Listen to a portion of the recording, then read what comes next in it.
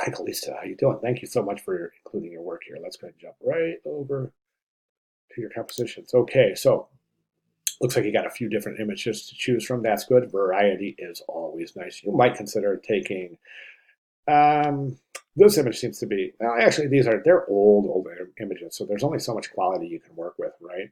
So I think either one of these would be fine, and that's good to have variety. So good job including three choices there. Now your timeline has really got a lot of information in it. I'm probably going to have to reduce this down because there's no way you're going to fit all 3 pages of, actually four, one, two, three, four entire pages of timeline information into the back of an 11 by 17 poster.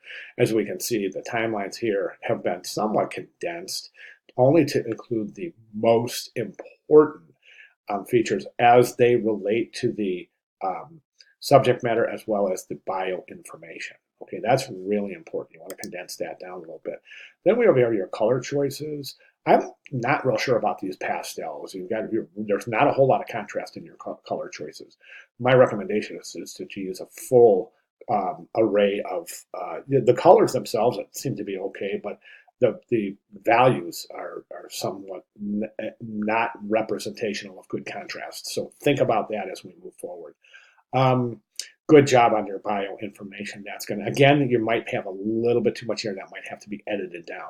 Let's take a look at the examples now. Well, something that I want to see in your examples here is this, is right now you've got these illustrations, right? But the illustrations are not typographic at all. There's just an illustration there and it's continued on the back. It's good that you've continued on the back. It's good that you've continued that design element down to the timeline. That's good. That's fantastic stuff. That's how it's done, right? But we can't use just a straight up standalone illustration on the front cover. You want to incorporate any kind of an illustration into your typography so it becomes illustrated type and not an illustration. See what I'm saying? Um, we don't want to create meaning via illustration. We want to create meaning via typography. So incorporating illustrative techniques into your typography is perfectly acceptable. However, a standalone illustration is not. So think of a way that you can work the illustration into the type, then continue onto the back. Next example, same thing. These standalone illustrations won't work.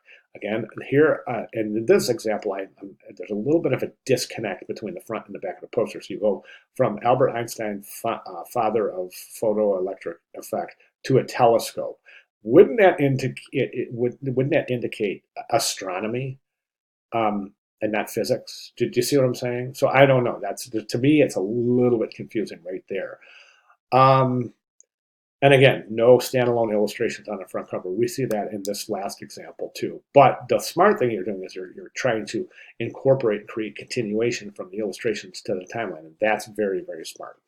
Okay, so those are my comments and recommendations. If you have any questions at all, please let me know. But I'd like to see,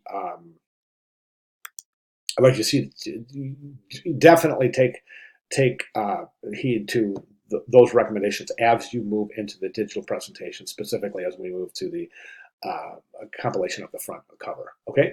All right, fantastic. If you have any questions at all, please let me know. Thank you very much.